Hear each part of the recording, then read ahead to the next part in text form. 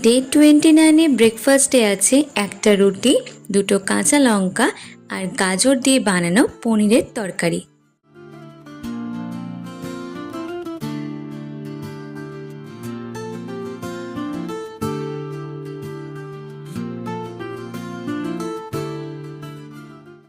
লাঞ্চে আছে brown rice 100 গ্রাম নিয়েছি, আছে ইলিশ মাছের বড়ি আর বেগুন দিয়ে পাতলা করে ঝোল, করলা ভাজা আর কাঁচা পেঁয়াজ।